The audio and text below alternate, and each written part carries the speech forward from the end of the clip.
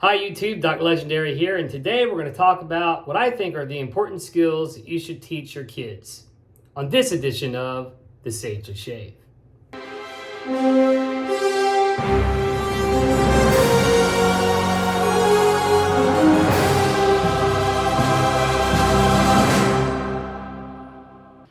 Welcome back. Today we're going to be shaving with Sterling's Boat Drinks.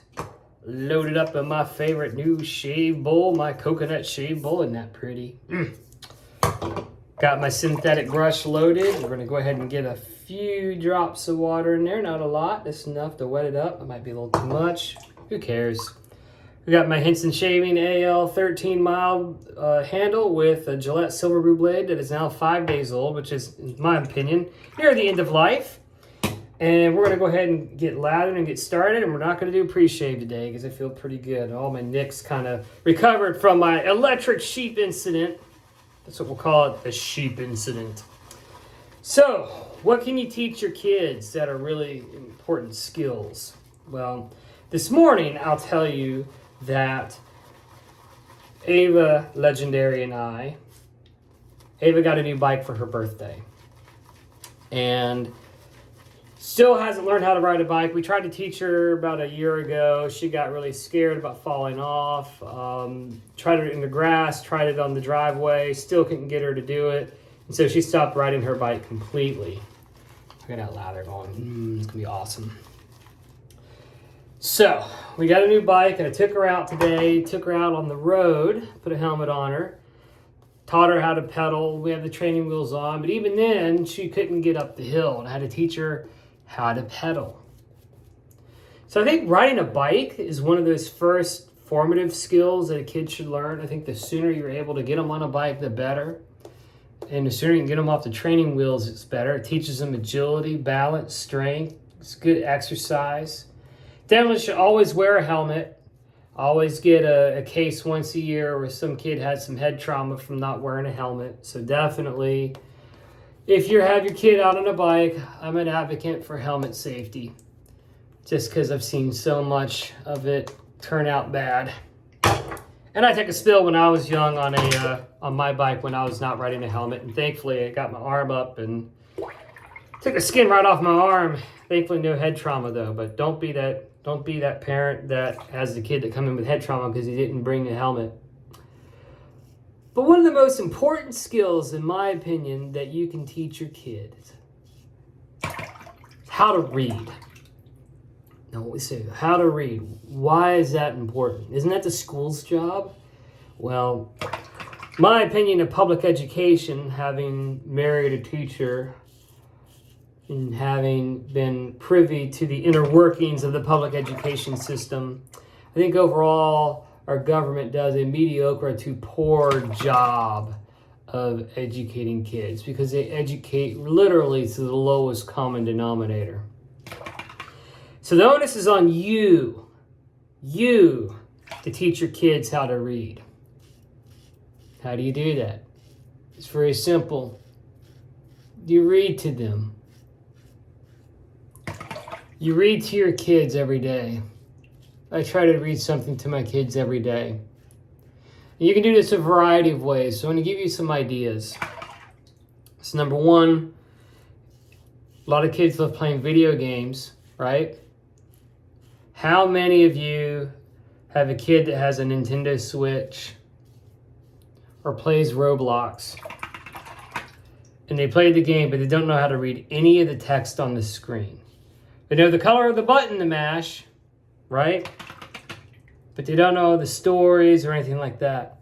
How about sitting next to your kid and reading the text on the screen? That's what I started doing with Ava. There's this game that we started playing on. I'm teaching her how to do PC gaming because she really desperately wants to be on my gaming streams and have streams for our Clan Legendary channel.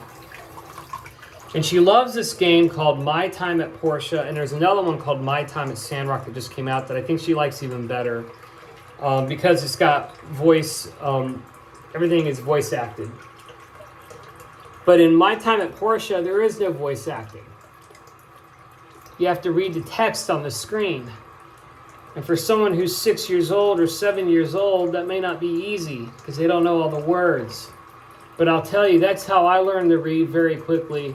Not only did my parents read to me, but when I started playing role-playing games, I had to learn how to read the text. And I had my dad kind of help me, read to me what the text on the screen meant. And really, that's how I was able to catch patterns and sentences and words and such. And I think it was very, very formative for me to be able to do that.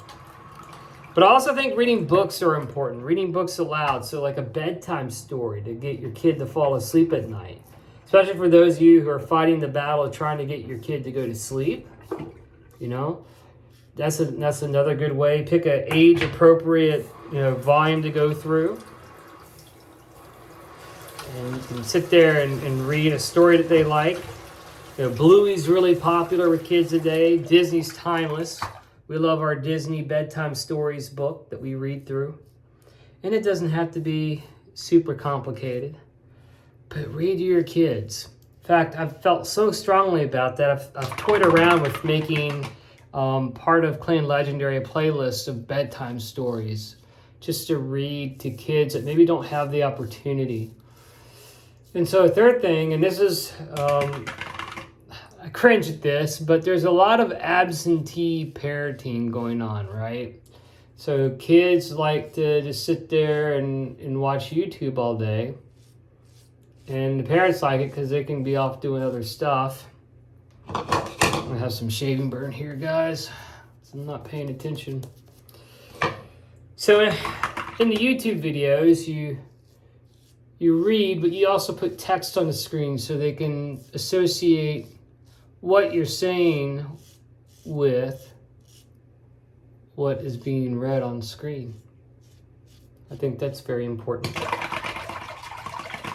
I think it was a mistake not to use the pre-shave today, guys, or to change out the blade. We're going to find out real soon how bad of a mistake that was. Let's go ahead and rinse off here.